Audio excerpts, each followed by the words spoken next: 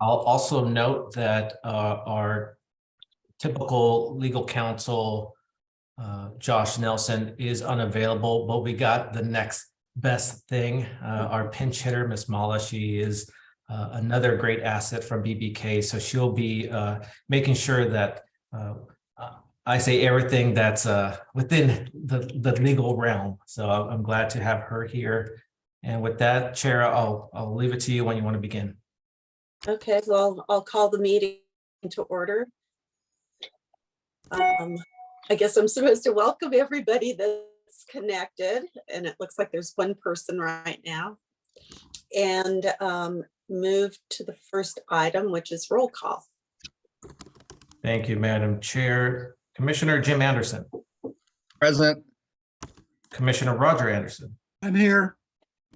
Vice Chair Yvette Brooks is absent. Commissioner Zach Friend. Here. Commissioner Rochelle Lather. Present. Alternate Commissioner Ed Banks. Here. Alternate Commissioner John Hunt. Here. Alternate Commissioner Manu Koenig is absent. And alternate Commissioner Donna Lind. Here. So Chair, since Vice Chair Yvette Brooks is absent, alternate Commissioner Donna Lind will be a voting member for the rest of the meeting. And we do have a quorum. Okay, great. So we will move on to the next item, which is the executive officer's message. Thank you, Madam Chair. Just want to remind the commissioners and members of the public that this meeting is being conducted using Zoom webinar. Under this platform, commissioners and staff have complete control over their webcams and microphones. For members of the public and anyone else joining us, their webcams and microphones have been disabled, but they'll still have an opportunity to see and hear the entire meeting. Members of the public will also have an opportunity to provide comments on any agenda item during public comments. They'll have up to 3 minutes to address the commission.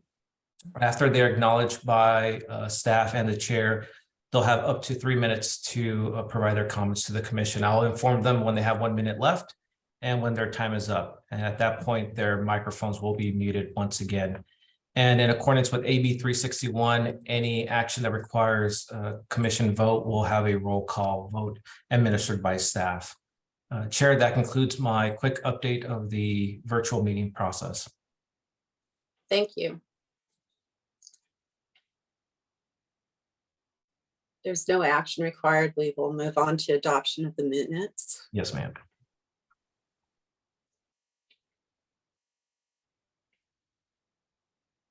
And I don't have a presentation. This is just something that I would request a motion to approve the minutes unless there's any corrections or edits. Madam Chair, assuming nobody from the community would like to address us on the minutes, I will move the recommended actions on the minutes. I'll second. Okay, thank you. Thank you for setting me straight. There's no one in the community, it looks like, that's interested in speaking on this. We have a motion and a second. Can we do a roll, please? Yes, ma'am. Commissioner Jim Anderson. Aye. Commissioner Roger Anderson. Aye. Commissioner Zach Friend. Aye. Commissioner Donna Lind. Aye. And Chair Rochelle Lather. Aye. This motion passes unanimously. Now we're at the place where we have oral communications. Is there anyone from the public interested in speaking at this time about something that is not on the agenda? Madam Chair, we do have a request from the public. I'm going to ask them to unmute themselves. Ms. Becky Steinbrenner. You are unmuted. Good morning and Happy New Year. This is Becky Steinbruner. Can you hear me?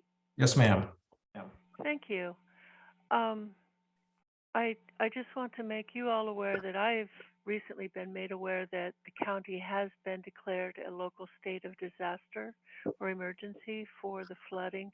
And so this will impact many of the road service CSAs in the county. I am part of CSA 33, our area is okay now. We did have considerable damage on New Year's Eve storm and are anticipating possible down trees as well with this one. So it will affect the CSAs in the county.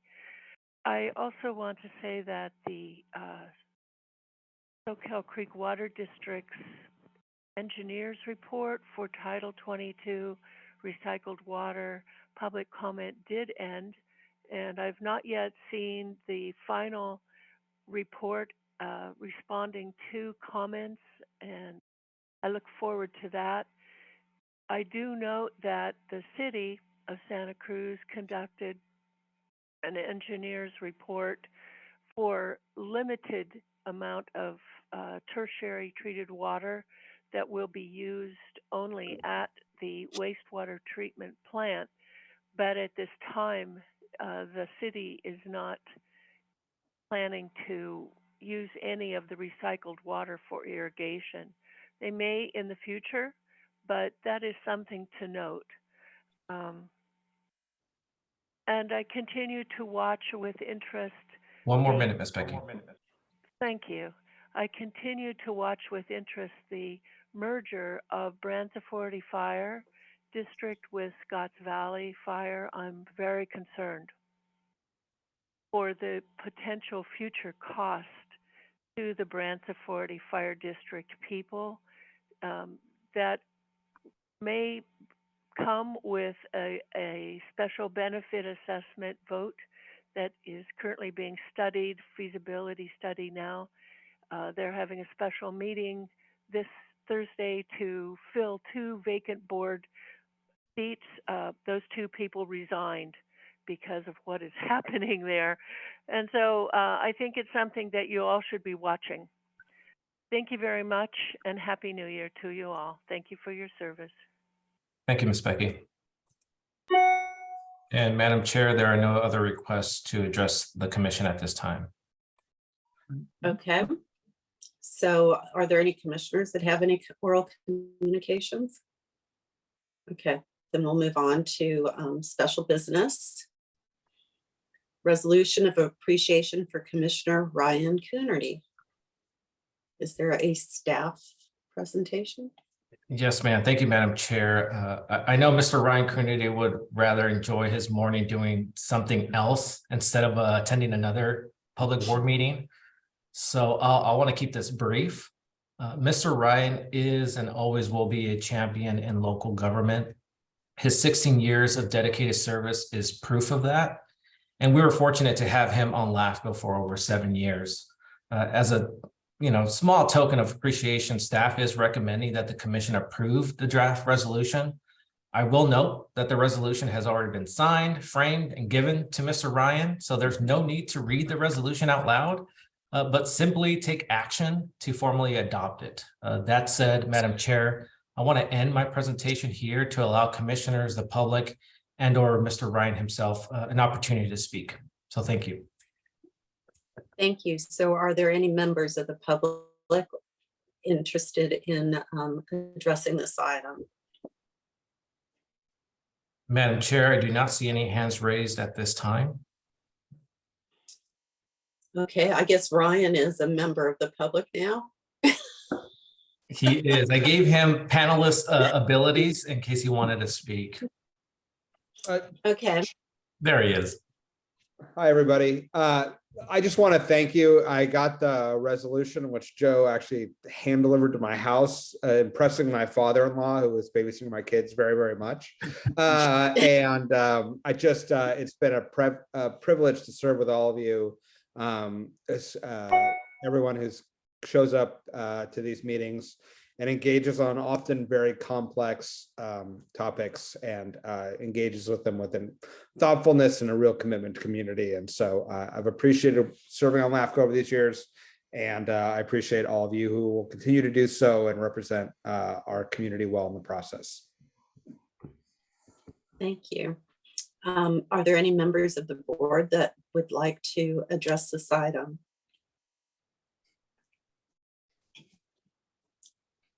Hey, don't be shy. Let's see. Mr. Roger Anderson. Roger Anderson. Yeah, I just wanted to thank Ryan for his really excellent service on LAFCO. And I especially want to thank him with his father, Neil, who was also on LAFCO. And I hope that there are other Coonertys that will take up the charge on this. And I just wanted to thank you, and I wish you well in your future endeavors. Thank you. Thank you very much.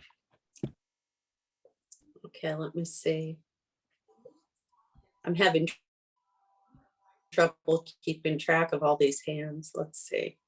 Roger, you put your hand up again? No, I think that I did the wrong thing. There it is. There we go.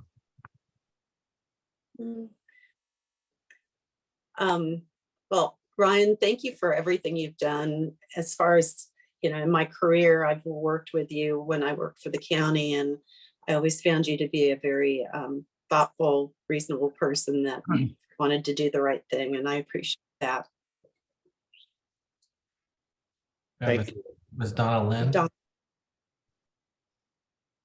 Ryan, yes, we've through the years worked on, various from Santa Cruz City Council to supervisor, and I just appreciate your service, your commitment to community, and have enjoyed working with you, and hope you do stay involved in the community. We look forward to seeing you in different roles, and just want to share my appreciation for your support.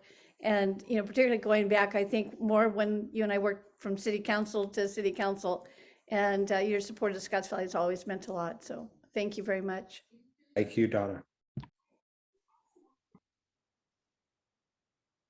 I don't see any other hands raised, Chair. Okay, so it looks like I need a motion on staff's recommendation. I'll move the recommended actions. I'll second that. So we have a motion and a second. Can you please take roll call?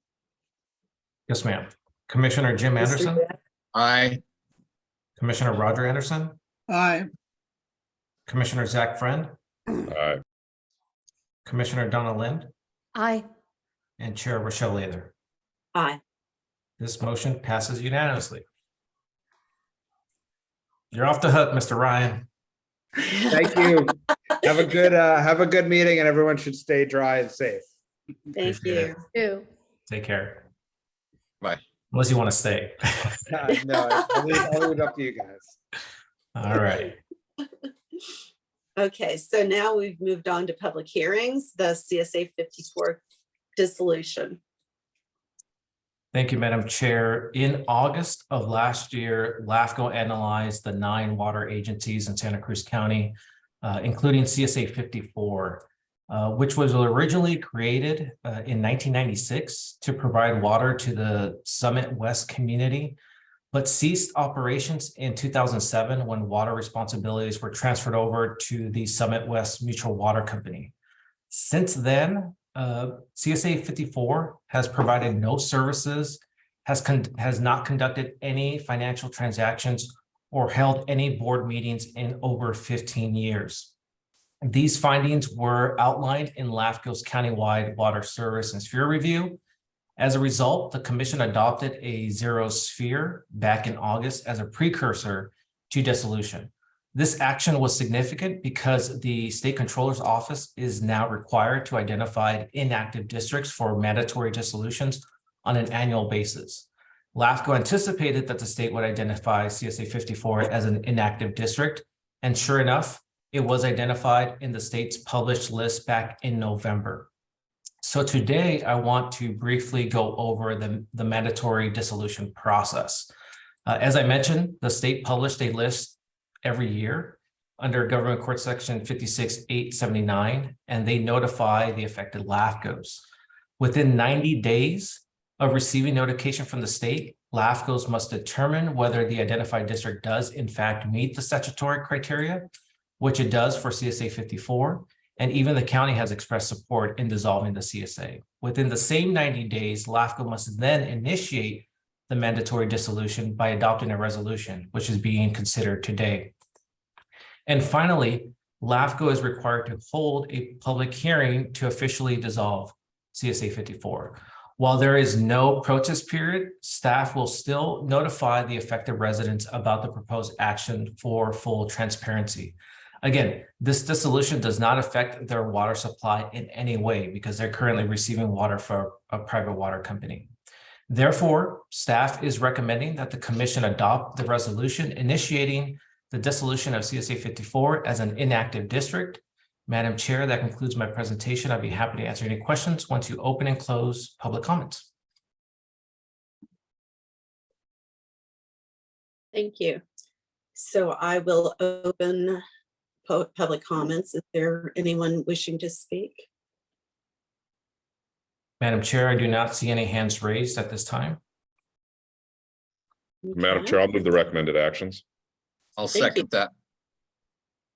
We have a motion and a second. Can we move on to the roll call, please? Yes, ma'am. Commissioner Jim Anderson, Aye. Commissioner Roger Anderson, Aye. Commissioner Zach Friend, Aye. Commissioner Donna Lynn, Aye. and Chair Rochelle Ayler. Aye. This motion passes unanimously. Great. So we'll move on to the next item, which is Pajaro Valley Healthcare District Sphere of Influence designation. Thank you, Madam Chair. As most of you know, Watsonville Community Hospital was on the verge of bankruptcy last year, but following the efforts by local leaders, Senator Lair and the county, special legislation was signed into law in February 2022, which created a new healthcare district to own and operate the hospital. As the map shows on your screen, the district's boundary encompasses lands in both Santa Cruz and Monterey counties. That same legislation also required LAFCO to adopt a sphere boundary by February 2023. Typically, a sphere review is completed before a sphere boundary is adopted or amended. However, this is not a typical situation. Therefore, staff is recommending that the commission adopt the proposed coterminous sphere boundary with the notion that additional analysis will be conducted in the near future to address certain discrepancies, such as the sphere conflict with the Salinas Valley Memorial Healthcare System and the required coordination with Monterey LAFCO. The lands excluded from the district, as you see in my mouse cursor on the map, this area here is excluded from the district's boundary, and the need for a detailed service review. But again, staff is recommending that the commission adopt the draft resolution approving the proposed sphere boundary to fulfill the statutory deadline. Madam Chair, that concludes my presentation. I'm happy to answer any questions. Want to open and close public comments? Okay, so I will open public comments. Is there anyone from the public wishing to speak on this matter? Madam Chair, I do see one hand raised, so I'm going to ask Ms. Becky Steinbrenner to unmute herself. Strange. Where did that hand come from? You are Good morning. This is Becky Steinbruner. Can you hear me? Yes, ma'am. Thank you. Thank you for this report. I've been watching this for a while and have been a bit concerned about what seemed to me as a member of the public that it was all done a bit upside down, but I recognize there was urgency because of financial issues. I have a question about the map, and I want to know, I do see on the map that the Salinas Valley Memorial Hospital District is shown, but I do not see any designation of the Natividad Medical Center, which I believe is a similar arrangement as to what is now the Pajaro Valley Healthcare District. So I would like clarification on that. And I also note that there's an area, the little arm of Santa Cruz County boundaries is not included in this area.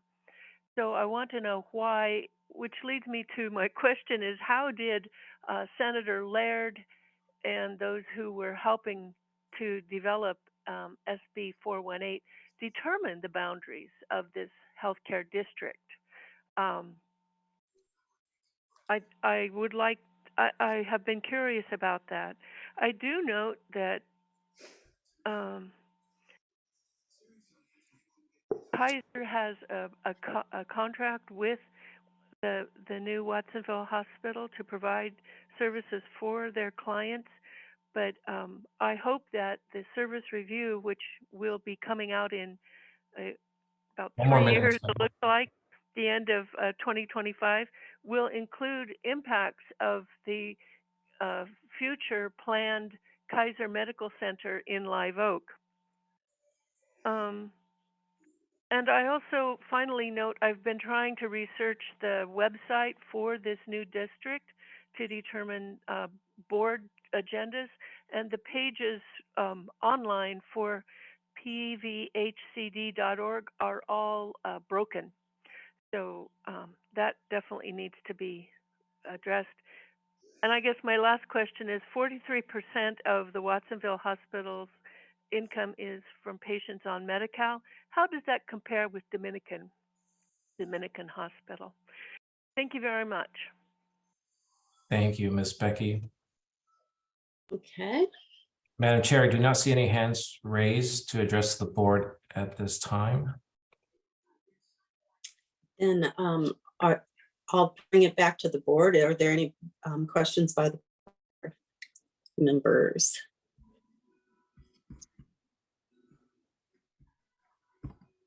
Roger? Yeah, just hopefully fairly quick. I thought that Ms. Steinbrenner's comments were very appropriate. Certainly the question about how these boundaries are drawn, but I'm sure there are good reasons for that. But I am concerned about the overlap in the spheres.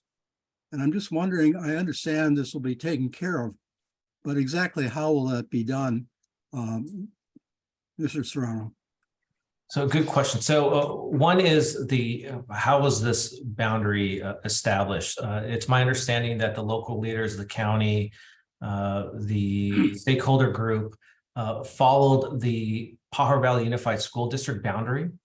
And again, they looked at different type of jurisdictional boundaries to consider, but that they felt that that was the most appropriate. So that's why that's the boundary that we have, and the Unified School District excluded that little arm section that Ms. Becky mentioned. But again, when LAFCO coordinated with the stakeholder group, that was something that we raised as well, of why is this area being excluded? But again, because of the time sensitivity, they wanted to identify a boundary with the caveat that LAFCO would be bringing this up and future annexations may occur. And that's one of the reasons why this service review is very important, because we're going to be addressing those discrepancies and those issues in our service reviews, and we'll be requiring some type of action. And that's why staff is coordinating with the healthcare district's CEO and their staff to build a working relationship, get more information, because we want to make sure that the public and the public agency itself has LAFCO's concerns and recommendations in place, and we have a working relationship to address these discrepancies. But Commissioner Roger Anderson, to answer your question, it's my understanding that they follow the Pajaro Valley Unified School District boundary. Now, when it comes to the overlap in sphere boundaries, I was actually an analyst for Monterey LAFCO when we did the service review for Salinas Valley Memorial Healthcare System.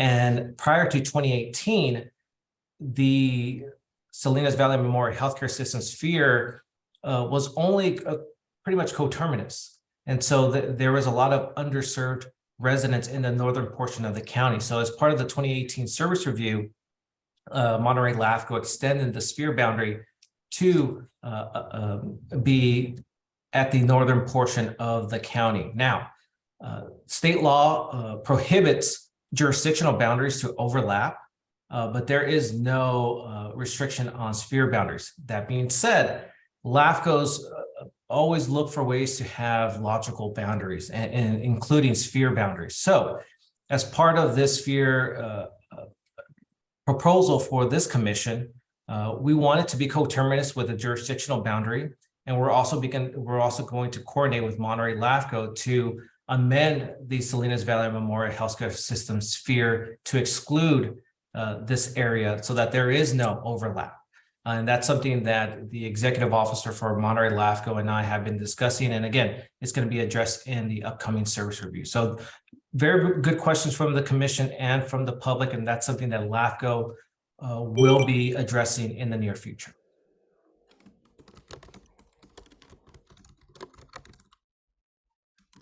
And Madam Chair, I see another hand raised by Commissioner Jim Anderson. Yeah, Jim. Yes. So Joan, not just the part out on the far side that wasn't included, that doesn't preclude them from using the hospital or anything. It's just more like it's part of the tax base, I guess. You are absolutely right. I'm glad you brought that up, because what's unique about healthcare district is you do not need to be a resident of the district. Healthcare districts provide services within or outside their jurisdictional boundaries. And again, that's the uniqueness of healthcare districts. So yes, just because that area is not within their jurisdictional boundary doesn't mean they're excluded from using the hospital. Anyone can use the hospital. All right, thank you.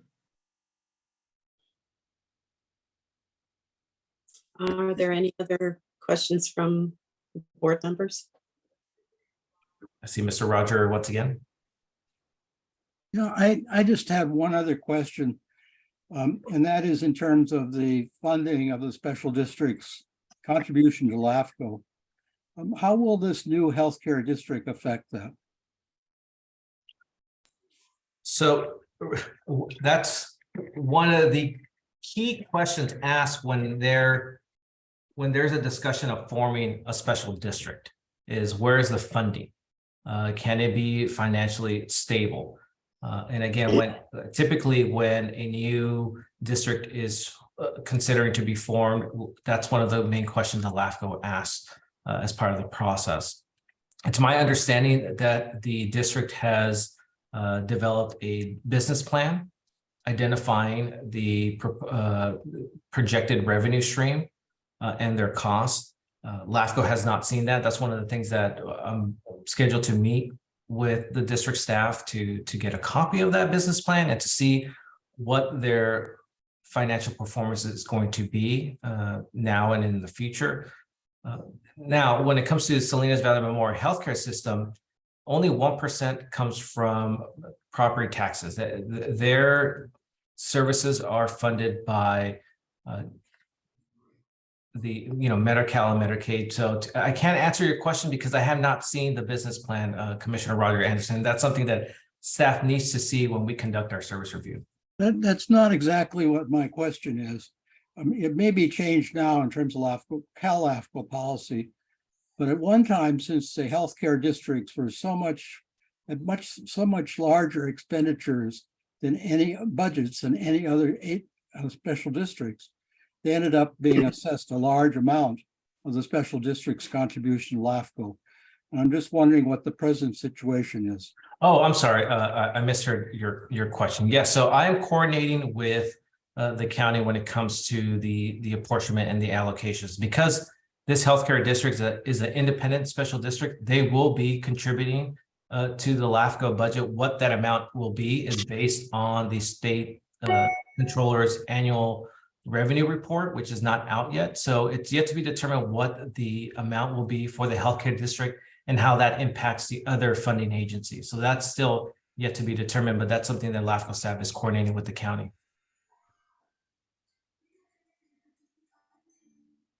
Good question. Okay, well, this is a whole different beast than I'm used to, so I'm definitely learning about this. Are there any other questions? Is there a motion? I'll move the recommended actions. I'll Thank second you. that. Thank you, Jim. Can we have a roll call, please? Yes, ma'am. Commissioner Jim Anderson, Aye. Commissioner Roger Anderson, Aye. Commissioner Zach Friend, Aye. Commissioner Donna Lynn, Aye. and Chair Rochelle Lather. Aye. So we'll This move on. motion passes unanimously. Thank you.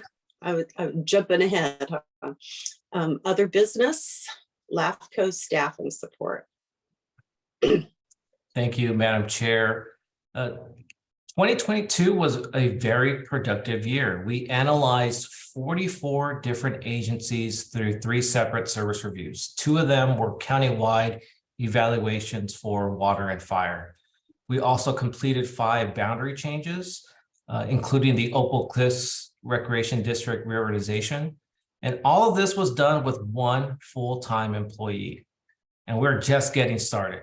Now, I will note that a lot of LAFCO's achievements last year were a direct result from our hired consultants, specifically our legal counsel, who is arguably from the best law firm in the LAFCO world, Best and Krieger, as well as our fire consultant, Don Jarvis. That is why staff is recommending that we continue to expand our dream team for 2023. Staff is recommending that we do the following. First, we establish a shared services agreement with Marin LAFCO to maximize our existing resources. We encourage cities and districts to collaborate. We should do the same. This collaboration will allow us to save time and money by having LAFCO experts at our disposal. If Marin LAFCO needs a map, Santa Cruz LAFCO can complete it within minutes. If I need a peer review of a large service review to prevent typos, Marin LAFCO is there. The beauty of all this is that the work can be done remotely, and we can add more LAFCOs in the future. You may be wondering, what about tasks that cannot be done remotely? That leads us to our next action. We establish a contractual agreement with the county for temporary admin support whenever we need an extra pair of hands in the office. This will be helpful when completing a large mail out, for example, or to complete our archiving project of digitizing our physical files. What about more technical support for significant water projects that are coming up? That's why we should consider hiring a water consultant to help with upcoming water-related projects, including but not limited to the reclamation dissolution involving Pajaro Valley Water Management Agency, coordinating with private water systems about their water issues, and the potential consolidation of 2 or more water districts. This hiring will give us the expertise needed when dealing with such an important topic. And this would mirror the success that we've seen with our fire consultant with the Branson 40 reorganization and our current feasibility study that we're working on with the fire districts and their spheres.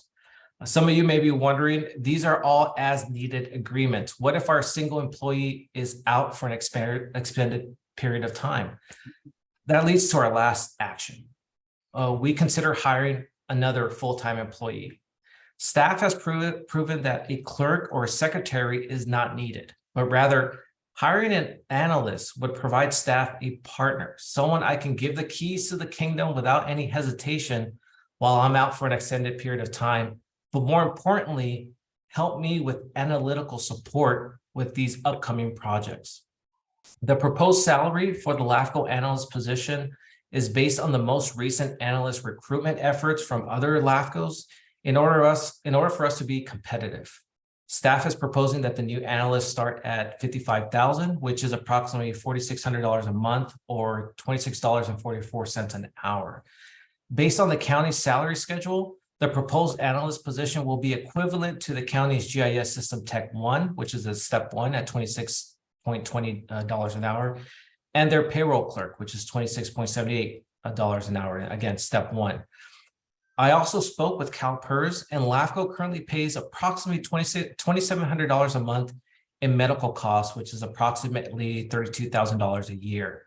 They estimate that the addition of a new employee would simply double the cost, so $5,300 a month or $64,000 a year. In regards to retirement expenses, CalPERS was not able to provide me an estimate at this time, but I should have the estimates as part of the fiscal year 23-24 draft budget, which will be presented to the commission in April. And I do have a table that shows you the kind of a breakdown of the current and proposed cost if we add a new employee. Some of you may be wondering, how is LAFCO going to fund all these contractual agreements as well as hiring another full-time employee? And that would be a good question. At this time, staff projects that LAFCO will end fiscal year 22-23 with approximately $371,000 in reserve. 67% or $248,000 is earmarked as restricted funds to help balance the budget, with the remaining 33% or approximately $123,000 is identified as unrestricted funds. The unrestricted funds alone can cover the cost for a new employee, but staff also believes that we will not need all of the earmarked funds to cover this year's expenses due to our ongoing prudent management. In addition, we have enough funds in professional services to cover the proposed agreements because, again, they are on an as-needed basis. Therefore, if the commission decides to hire an analyst and implement the additional support, LAFCO should have the necessary funds already to cover the additional expenses without the need to increase allocations to our funding agencies and still have enough in reserves to continue balancing future budgets. And finally, staff is recommending that the commission allow the executive officer the option to work remotely until the end of the fiscal year. As mentioned in the last couple of months, my wife and I are expecting our first child. And since I do not qualify for paternity leave, I'm requesting the flexibility to work from home to be with my daughter. In summary, staff is recommending that the commission adopt the contractual agreements with Marin LAFCO for shared service opportunities, with Perrette Harmon for water consulting services, and with the county for temporary admin support, all of which will be on an as-needed basis. The commission should also consider approving the search for an analyst and finally allowing the executive officer to work remotely until June 30th. These actions, if approved, will equip LAFCO staff to be even more productive in 2023.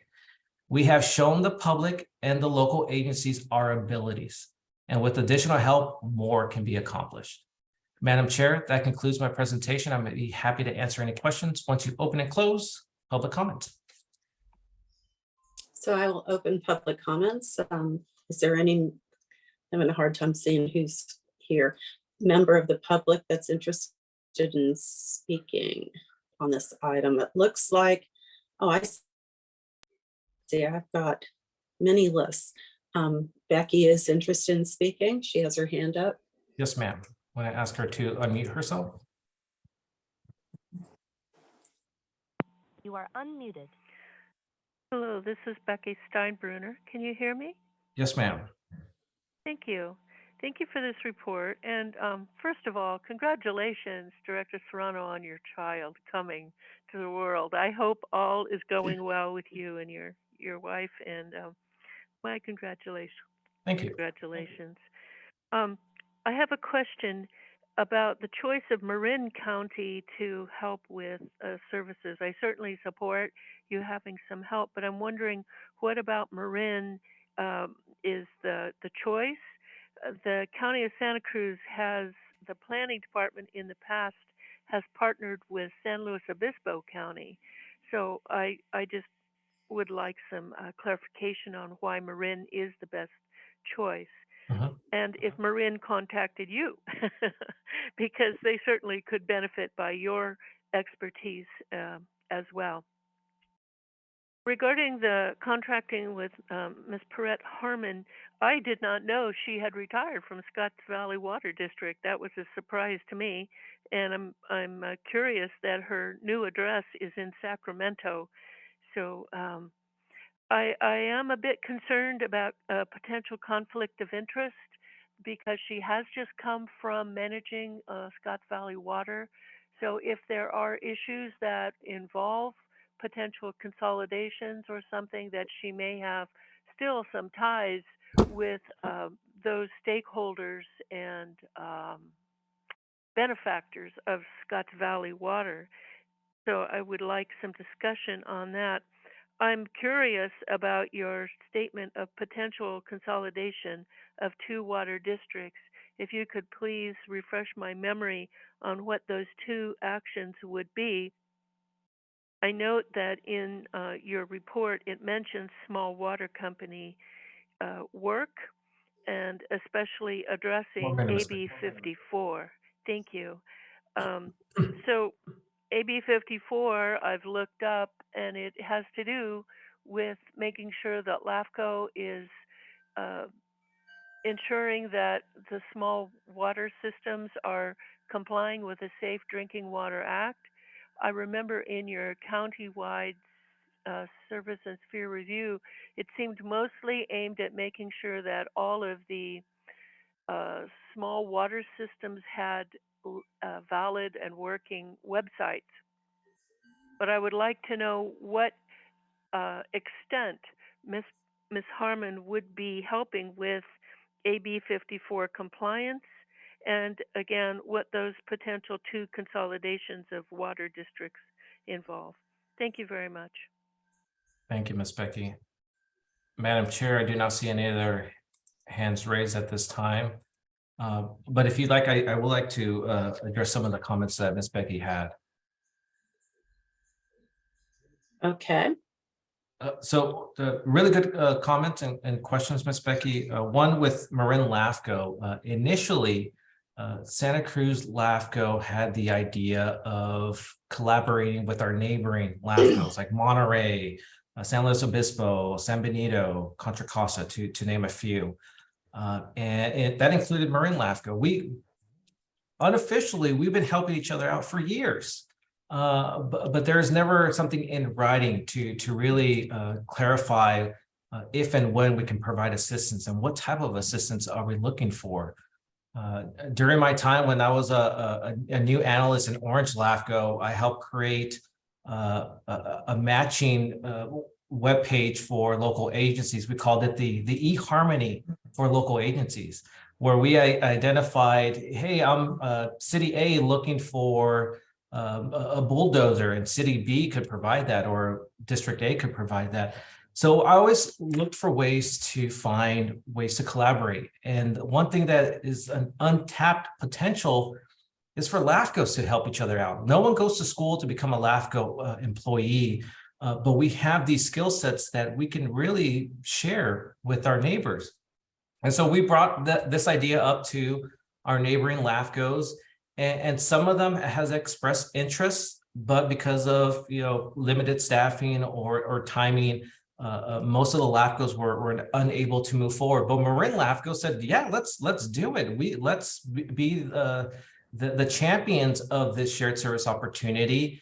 And we included language in the agreement which allows other LAFCOs, when they see what they're missing out on, they can also jump in. And so that's why, as of right now, it's Marin and Santa Cruz. But we're the trendsetters. I'm pretty confident that other LAFCOs are going to jump in once they see the success stories that we're going to be implementing.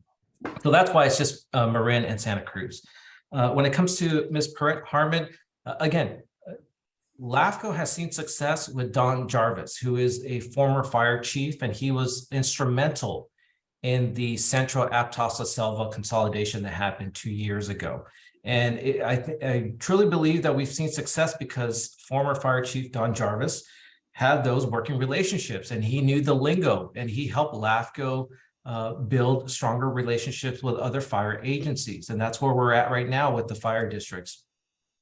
I can see that same success with Ms. Harmon. She knows the county, she knows the water lingo, and she has proven that she can be a leader. And I think that her assets and her skill sets would benefit LAFCO as we move forward with upcoming water projects. As Ms. Becky mentioned, we have these small water systems, and some of them are struggling. And I wouldn't be surprised that they consider connecting to water districts. Again, LAFCO's not here to force small water companies to connect to water districts, but we're here to be a resource. But there are so many small water systems in the county, and having someone that has that water background would be very helpful.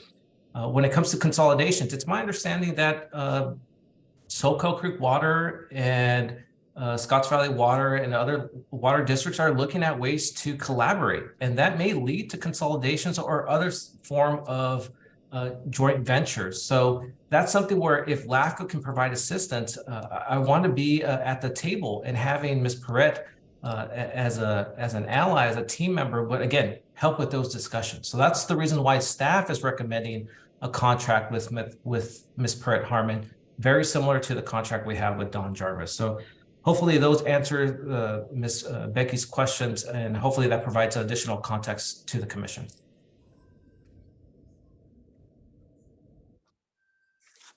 Are And there it's- any other members of the public interested in speaking? I don't see any other hands raised at this time, Chair. I do see our Commissioner Donna Lynn has a question. Yes, Okay, so I'll move it to the commission. Donna, sorry.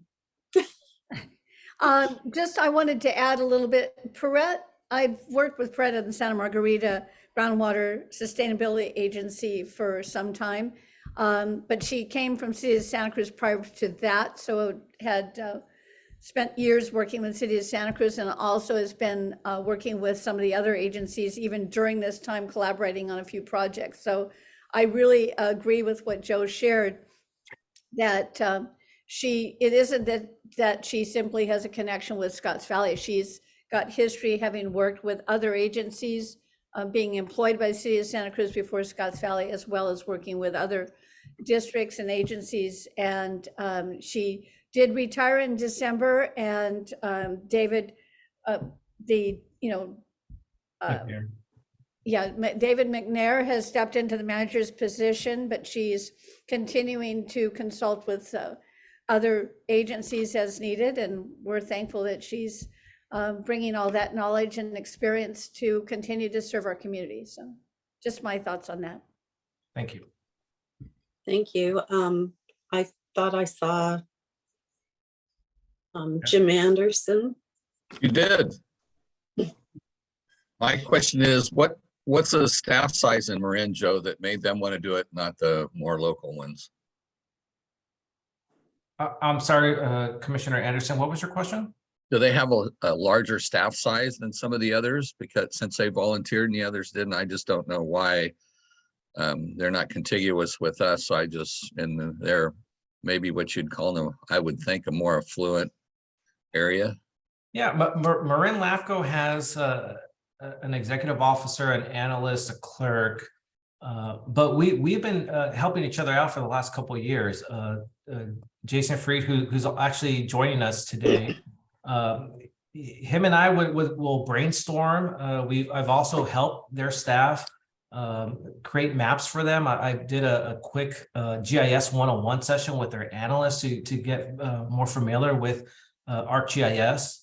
So we wanted to take our relationship to the next level and have it in writing. And so if there's an opportunity where we can help each other out in more detail, we can do so. And we have the steps, the guidelines in place. But the reason why, even though we're not neighbors geographically, we're always a phone call away. And that's why we've helped each other out. We want to put it in writing. Okay, well, and this is all gratis. We just exchange, there's no cost involved. Right, so the way we have it in the agreement is if the proposed work is less than 5 hours, we do it pro bono. It's just we're helping each other out. But if it goes beyond 5 hours, then we'll charge based on our regular hourly rate. And then we'll just send them an invoice and they'll pay us. That way there's revenue neutrality there. Sounds good. And then my other question is the analyst position, pay wise and stuff, how does that stand up against our previous clerk? It's actually, because I don't know, I guess it was longevity with Deborah, but I believe she got paid a lot more, and that was all figured in the budget and stuff. Right. So what your staff did is we looked at recent recruitment efforts from other LAFCOs, for example, Contra Costa and Marin, and we established a salary range based on that to stay competitive. And so what we're proposing is a range from 55 to 85, which is very competitive to other LAFCOs. And yes, the goal is to find someone long-term. And that's why LAFCO is not looking for a clerk or a secretary where they have no idea what LAFCO is or what local government is. I want to find someone more seasoned. That way they can help on day one rather than having a steep learning curve when it comes to LAFCO or local government. I think it would benefit the internal office and the commission in the long run. Okay, then my other question is, as far as your temporary permission for remote during the, is that to start after you have this analyst in, or would you have set days to be in the office? Because I'm Yeah, gonna, so good question. If the commission approves that flexibility, it's not that I'm going to be working remotely starting tomorrow. It just gives me the ability to work remotely when I have the chance to. But if someone wants to meet in person here at the LAFCO office, we'll have by appointments. We'll put in the business hours outside the office and on the website. So I will still be available for in-person and virtual meetings.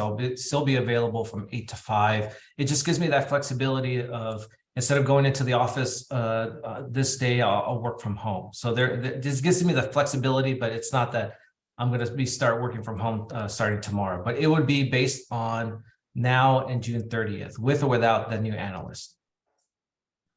thank you for that, Mr. Serrano. I knew you'd have a plan. I just wanted to hear it.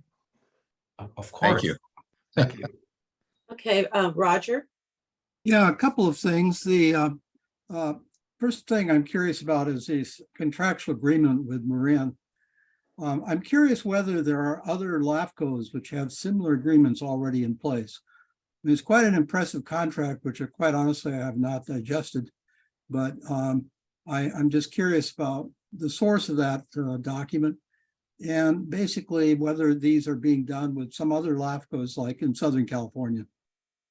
The second thing is that, do you have any idea of the particular usage that this will actually entail both LAFCOs over the coming year or two?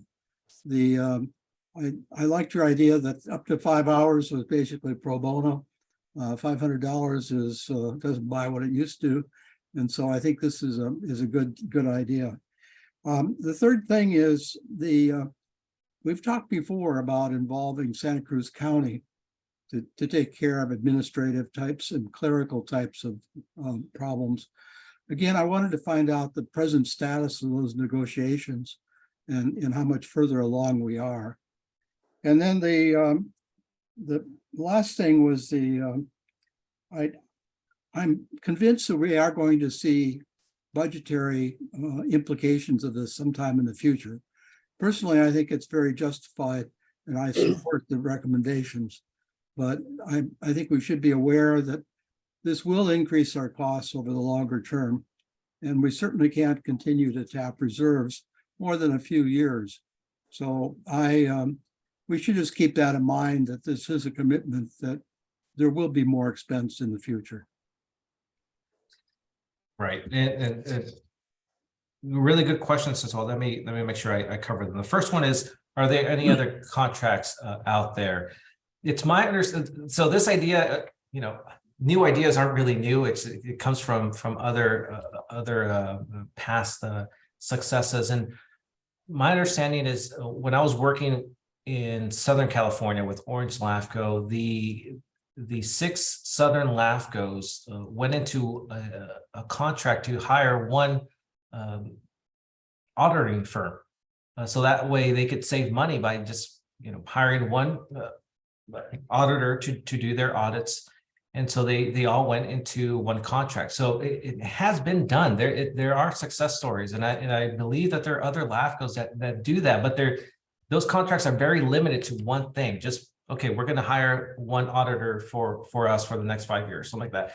This kind of expands it and gives us an opportunity to look at other opportunities, whether it's maximizing our existing staff. A lot of LAFCOs are limited with staffing, and we're seeing this. We call it the silver tsunami. We're seeing a lot of EOs retiring, and there's that fear of we're losing that historical knowledge as well.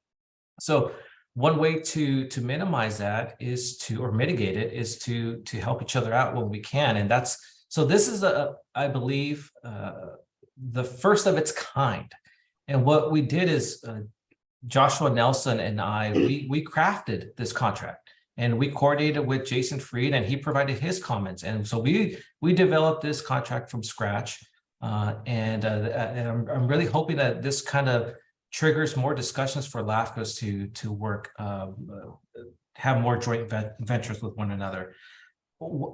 identified projects between Marin LAFCO and Santa Cruz LAFCO. We haven't discussed exact projects, but it may be helping each other with website maintenance, with future maps for their service reviews. But if those come up, we want to make sure that I am available or Santa Cruz LAFCO staff is available to provide those services. There may be instances where we don't have time because we're working on our own service review. So it's going to be really based on our ability and our time to help each other out. But again, this gives us an opportunity to reach out to each other and see if we can help one another. The one thing that I heard from you, Commissioner Roger Anderson, is about negotiations, but I missed that question. What was the question about negotiations? Basically, what was the status of your negotiations with the county? I know we've talked about that for some time on the Personnel Committee, but I'm just curious what new news you might have about it. Yes. So before the holidays, I coordinated with the Personnel Committee, and we were hoping to find some MOU that we can use that language to have a contract in place. But we couldn't find one. So we are actually working to create one from scratch. So it may take a while because we're coming back from the holidays, but I've been coordinating with the Personnel Committee and we're working on an MOU. And I'm hoping that we can get that done within the next couple of months. But that's the latest on those discussions. But we have been coordinating for the last couple of months. I think that's all you had. Mr. John Hunt has a question. Thank you, Joe.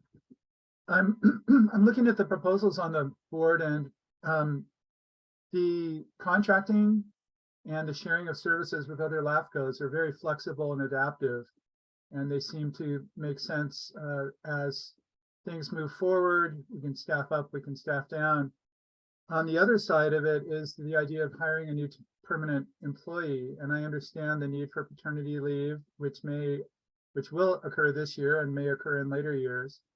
But I'm having trouble justifying in my mind the difference between the flexibility of contracting and sharing services versus the commitment to a long-term analyst position. And I'm wondering if you can tell us, based on the amount of work that has been done in the last couple of years and the amount that you anticipate, whether we will fully employ a permanent staffer.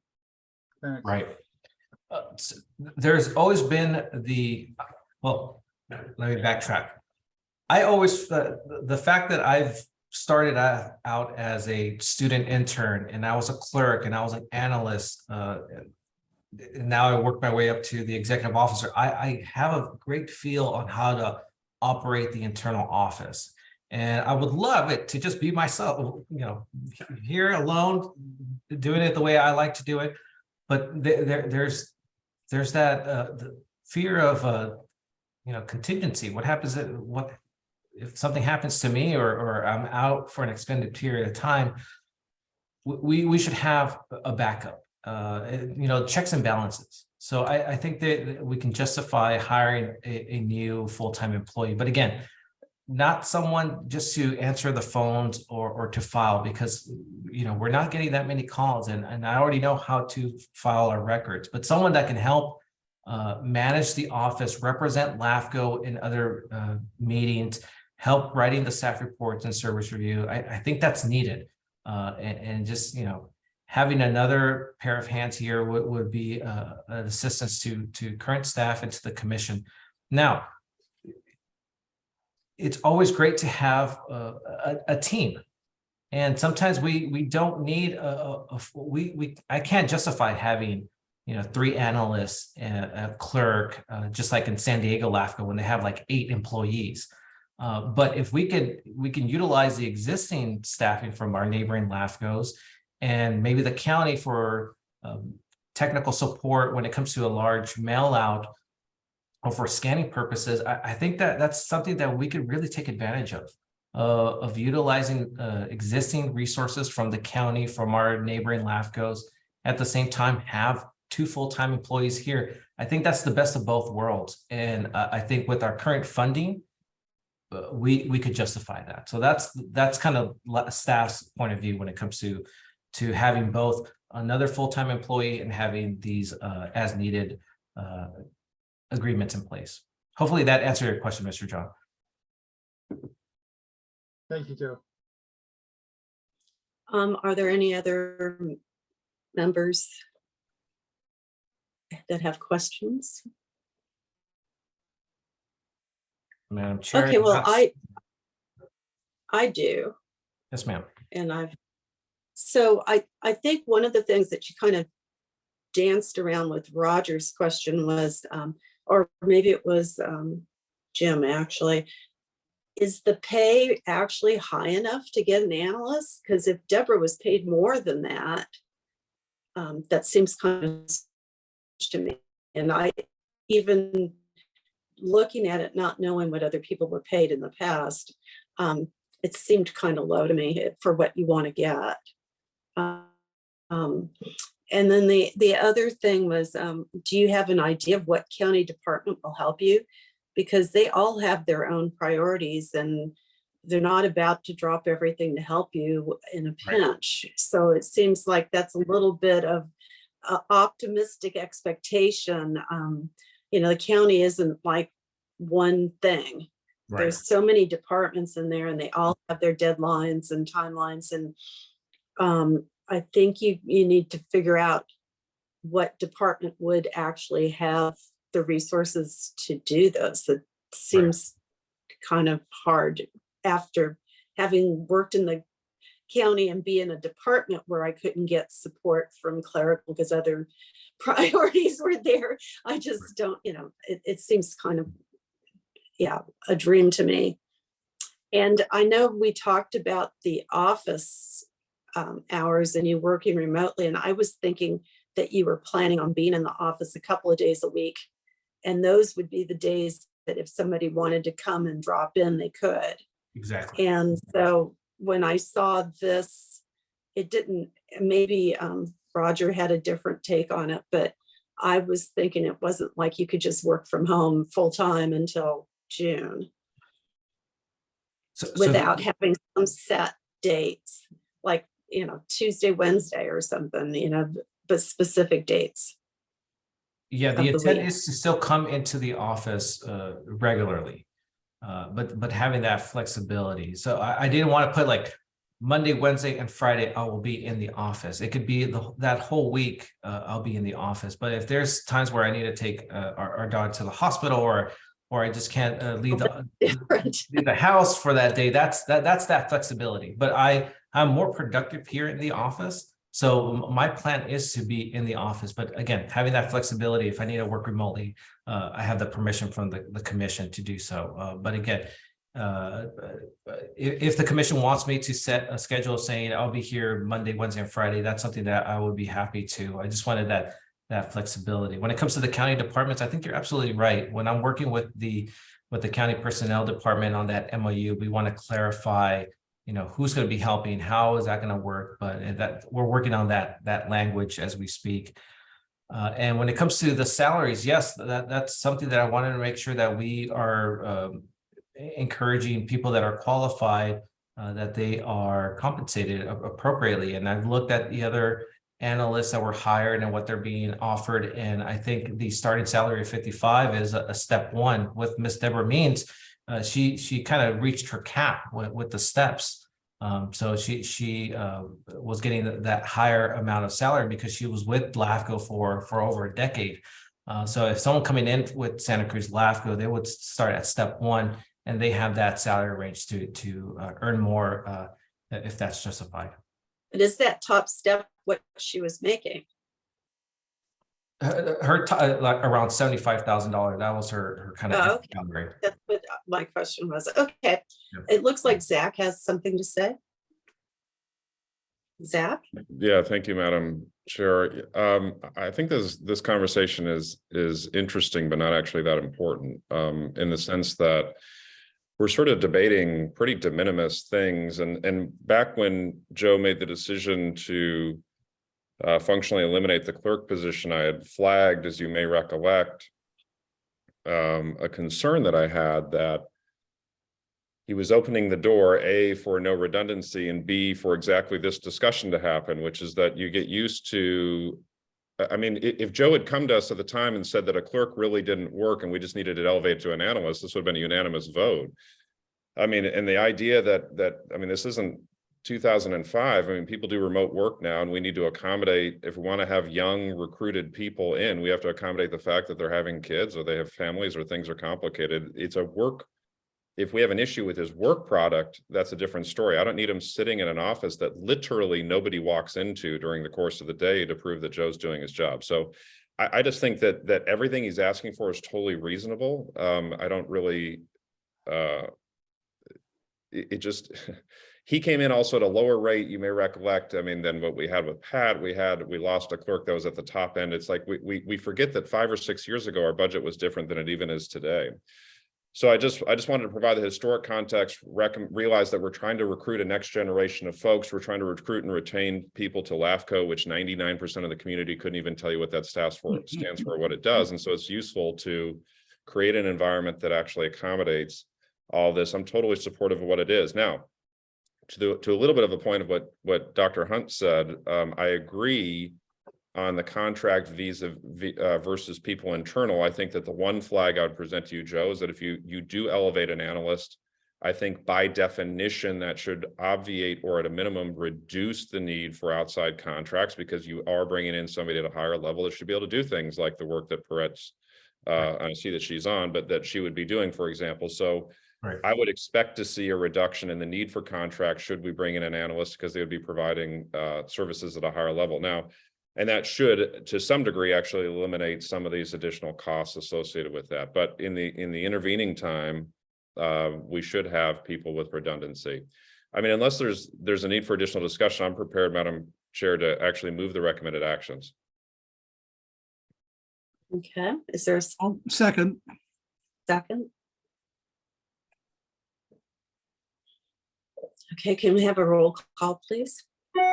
Yes, ma'am. Commissioner Jim Anderson, Aye. Commissioner Roger Anderson, aye. Commissioner Zach Friend, Aye. Commissioner Donna Lynn, Aye. and Chair Rochelle Lader. Aye. This motion passes unanimously.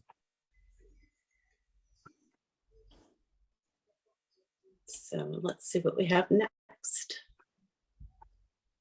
For virtual meetings update.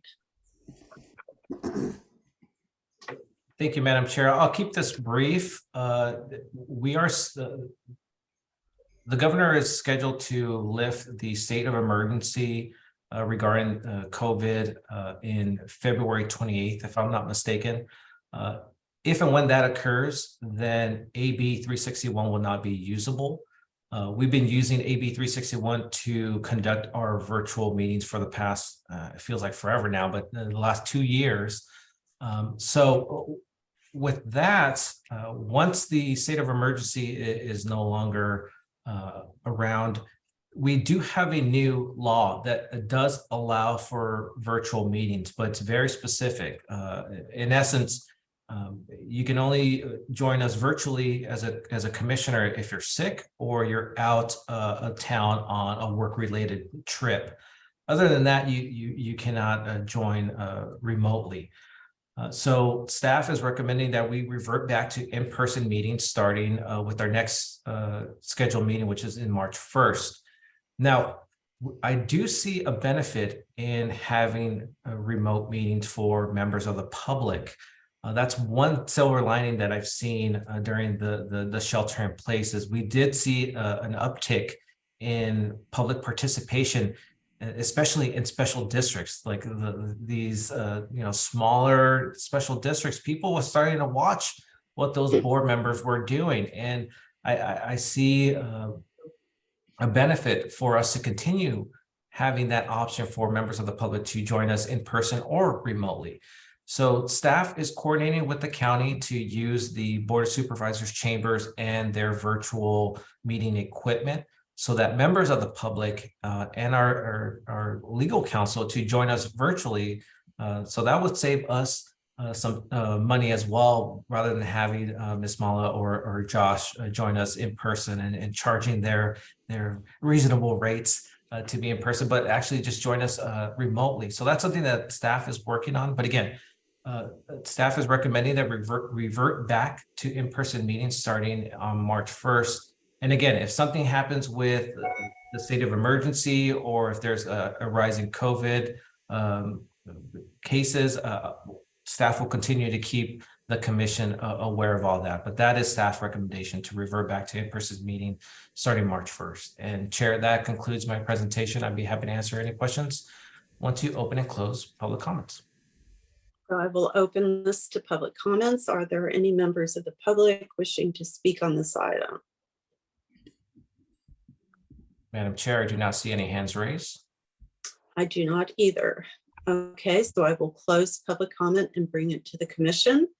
Are there any commissioners that have anything to say regarding this item, or is there a motion? I'll move the recommendation. You? I'll second. I was just going to say, Zach, are you going to second? Okay, so we have a motion and a second. Please do the roll call. Yes, ma'am. Commissioner Jim Anderson, Aye. Commissioner Roger Anderson, Aye.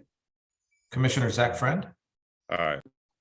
Commissioner Donna Lind, Aye. and Chair Rochelle Ayler. Aye. This motion passes unanimously. Okay, so the next item is to appoint a new chair and vice chair for the commission. Thank you, Madam Chair. I'll keep this brief. At the beginning of each year, the commission appoints a new chair and vice chair. The table shown on your screen highlights the typical rotation, but I will note that the selection is based on the commission's discussion today and does not follow any written procedure. Staff is recommending that the commission appoint a new chair and vice chair for this calendar year. Once selected, they will be seated at the next LAFCO meeting on March 1st. And Chair, that concludes my presentation. I'd be happy to answer any questions once you open and close public comments. Okay, so I will open this item to public comments. Let me see if I can figure out We do have a hand raised from Ms. if Becky. there are any. It looks like one. Ms. Becky, you've been asked to be unmuted. Hello, this is Becky Steinbruner. Can you hear me? Yes, ma'am. Thank you. I note in the report that the Board of Supervisors will appoint next Tuesday the county's representative for this commission. And I wonder if it would be of benefit to postpone this action until the county determines, Board of Supervisors, who will serve to represent the county. Very much like to see one of the new county supervisors serve on this commission, especially favoring Supervisor Felipe Hernandez. He has experience with the city of Watsonville and many agencies in the county, and so I would just like to propose that to your commission this morning. Thank you very much. Thank you, Ms. Becky. Madam Chair, I do not see any other hands raised at this time. Nope, and you're muted, Madam Chair. You were answering me. I'll close this meeting. I'll close the public part of the hearing and move this to the commission. Any Well, Madam- commissioners? I'm sorry, go ahead, Roger. Yeah, I just wanted to nominate Yvette Brooks to be chair of LAFCO for next year, this year, actually. I would second that nomination.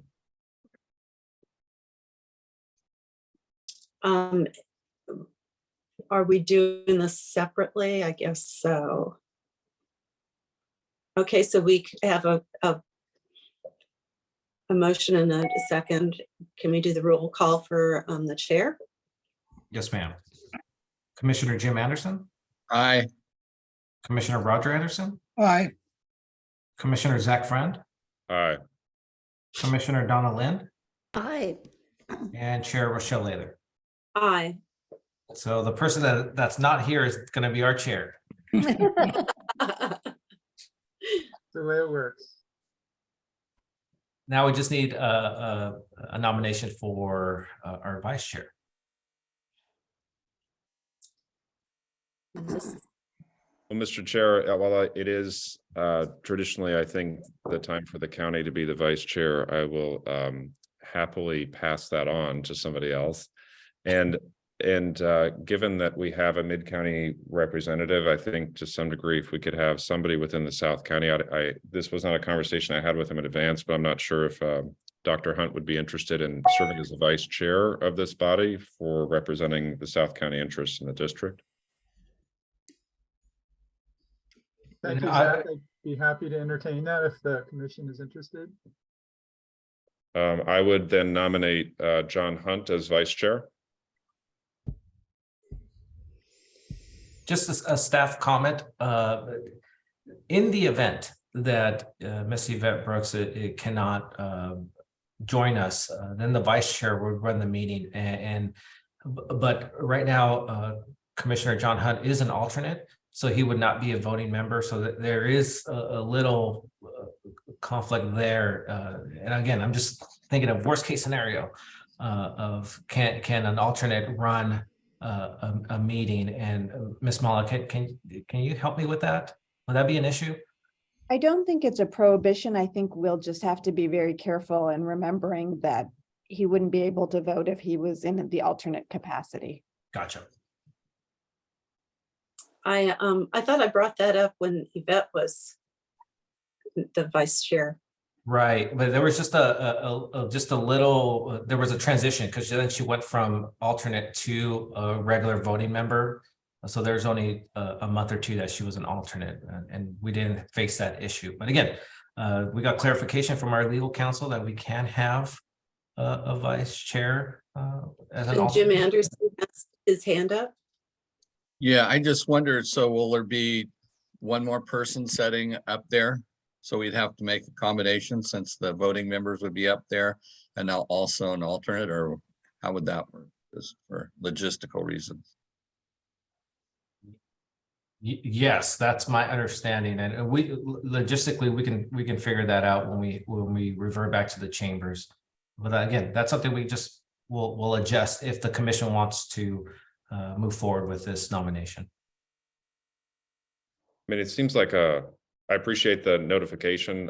John sits up there anyway, even when he, on the side, as you know, and the vice chair hasn't been triggered that often. So it's really just a procedural situation. So unless there's another nomination, I mean, I'd be happy to consider somebody else's name. I was just trying to get some sort of geographic equity going here, and also give somebody new a shot, because it tends to be the same names on these bodies, and I liked the idea of bringing in some new blood on that. So, but of course, if somebody else has another nomination, please bring it forward. Otherwise, we can vote on this nomination. I agree. Okay, so we need a second. Second, So we have a motion and a second. Joe, please do the roll call. Yes, ma'am. Commissioner Jim Anderson, Aye. Commissioner Roger Anderson, Aye. Commissioner Zach Friend, Aye. Commissioner Donna Lind, aye. and Chair Rochelle Lather. Aye. So we will have Miss Yvette Brooks as our chair and Mr. John Hunt as our vice chair. Great. Okay, so now let's move to written correspondence. No, we have one more business item, which is Oh, did I miss that? the focus ag. And I'll keep this brief, Madam Chair. We did receive a request for our now chair, Yvette Brooks, to participate in the Focus Ag class for 2023. As you recall, your staff was a graduating class of 2022.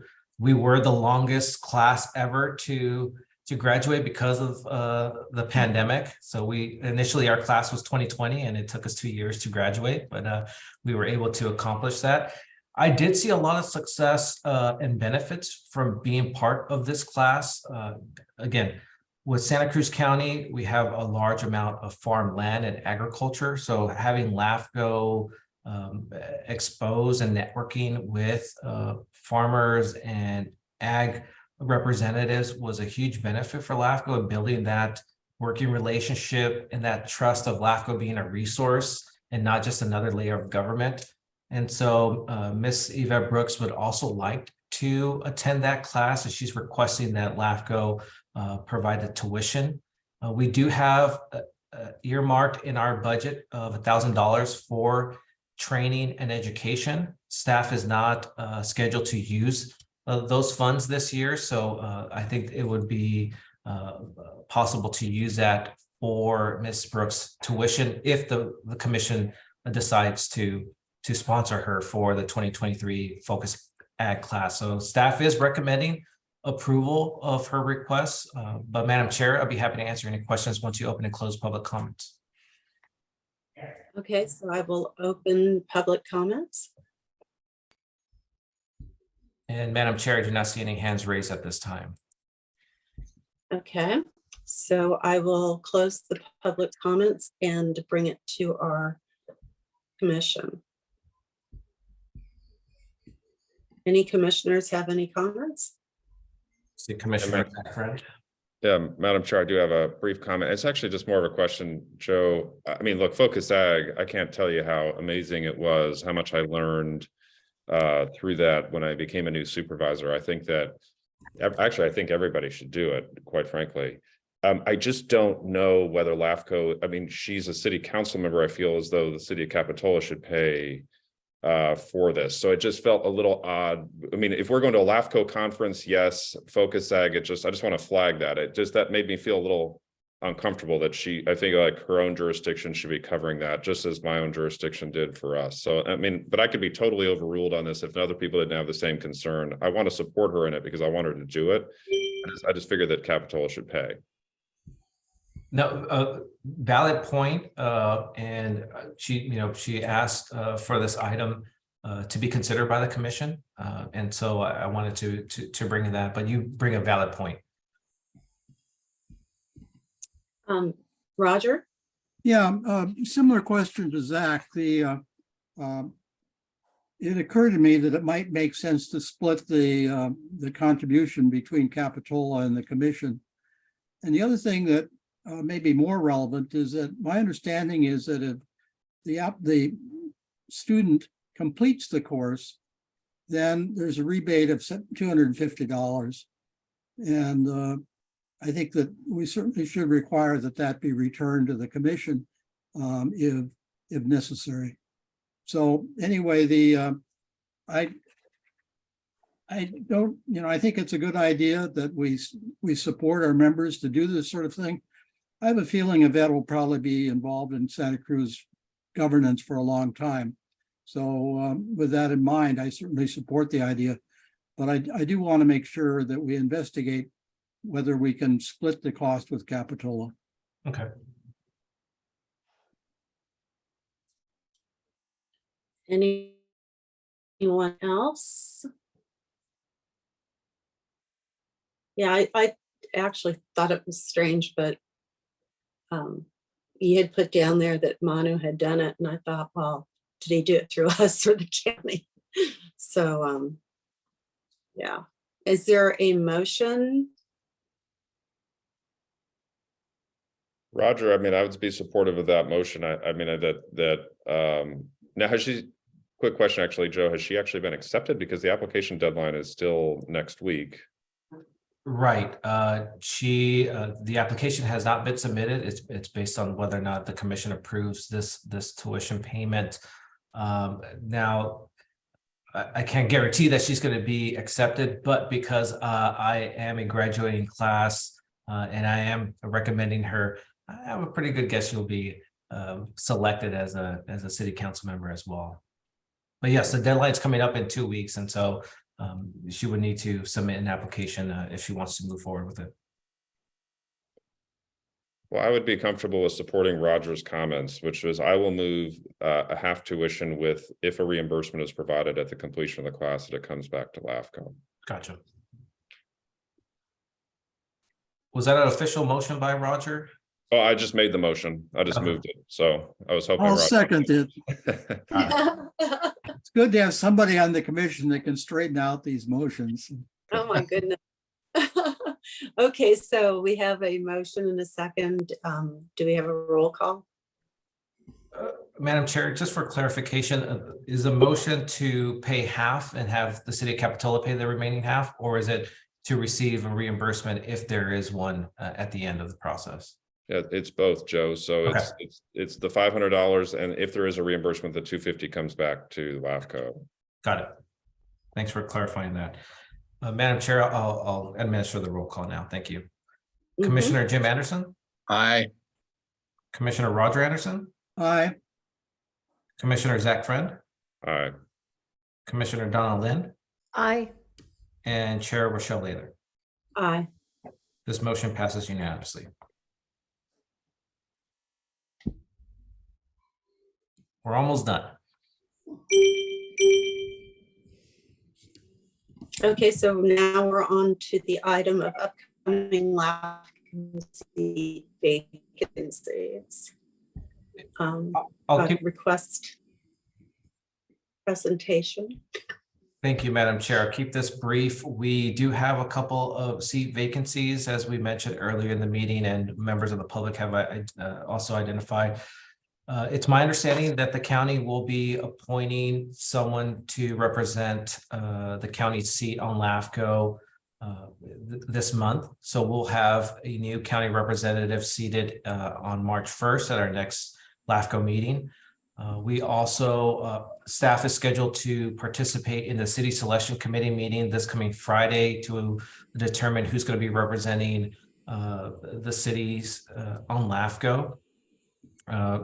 Ms. Donna Lind, and feel free to jump in also, but the next rotation based on the historical city rotation is we'll have the city of Scotts Valley and the city of Capitola on LAFCO, and the city of Watsonville will be coming off, and the city of Santa Cruz will be our alternate. And so the city selection committee will determine who are going to be the voting members and the alternate for this coming calendar year.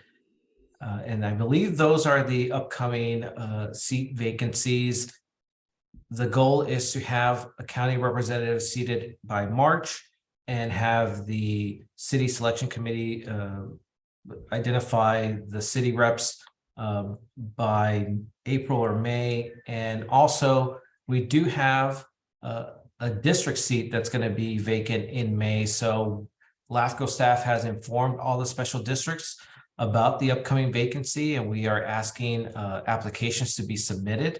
I'm hoping that our chair, Rochelle Lather, will submit an application to continue to be a representative here. But yes, we are asking for applications for the district seat.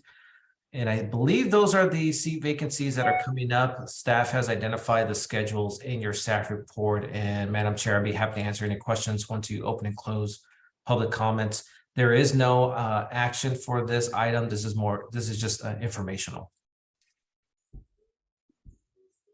Okay, so are there any public comments? I don't see any hands now that I had to do this on my iPad. So I will close the public comment part and bring it to the board, the commission. Anybody interested in discussing this on the commission, or? I see Ms. Commissioner Donna Lind has her hand raised. Yeah, and I just wanted to mention that I had nominated or had recommended Alan Timms to, who is our newest council member, for the position on LAFCO representing Scotts Valley, and that will be determined probably this Friday. And he's been joining us today, and I'm just excited to have him a member of our council. He's very hardworking, has a great background with engineering and so much more, collaborative team building, budgets, and I've really enjoyed my time with LAFCO in the past 14 years, and I'm going to miss everybody here, but I also think that it'll be a wonderful opportunity for Councilmember Alan Timms to get to know all of you and to be involved in the work of LAFCO. So if I am not continuing, please know that I will miss everyone here. We will miss you too.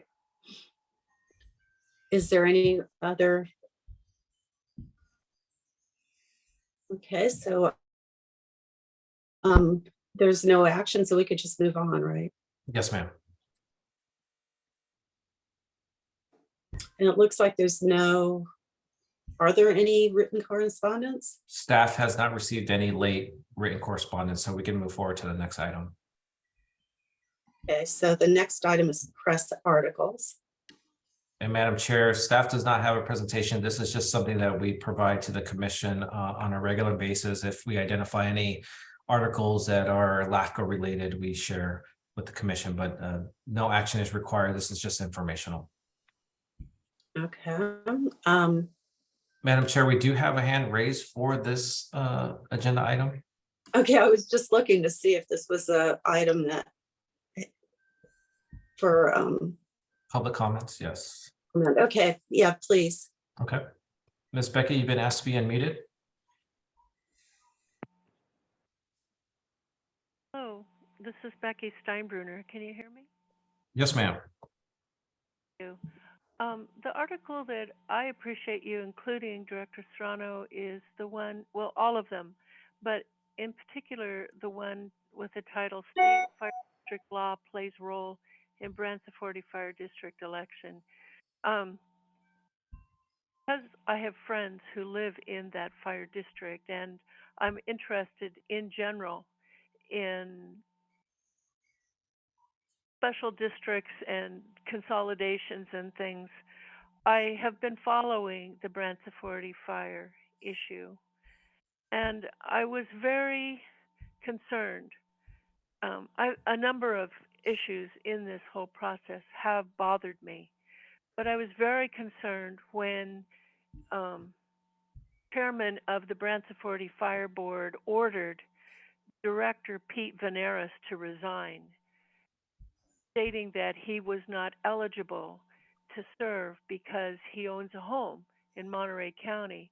Mr. Veneris has been on that board for 12 years, and I confirmed with the county election manager and clerk that he did meet all of the qualifications to run for and serve as a director on that fire district board, including his place of domicile and his place More of minute, Ms. Becky. voting. So this is becoming very, I'm very concerned about what I'm seeing going on in this process. I'm very concerned that effectively he was pushed off and became so disgusted by this board and its leadership, he did resign. And that is what led Mr. Dick Landon to also resign out of disgust. So I think that we need to take a look at this whole process. I appreciate Director Serrano's recording the meetings and putting them on the Branciforte website. It's very helpful for transparency. But I want to ask that your commission watch this process carefully, because I feel like the Branciforte people are being strong-armed into paying for keeping their station open, when in fact the cost of that should be spread out over the broader area when the merger happens. Their Measure T funds Time is up, Ms. will Becky. also stay and will go to Scotts Valley, and I don't think that's fair either. Thank you very much. Thank you, Ms. Becky. Madam Chair, I do not see any other requests to address the commission at this time. Okay, so then bring it to the commissioners. Anyone have anything to say about press articles? Then I'll move it on to the commissioner's business. And this is just an opportunity for the commission to share any, business related items that they want to discuss.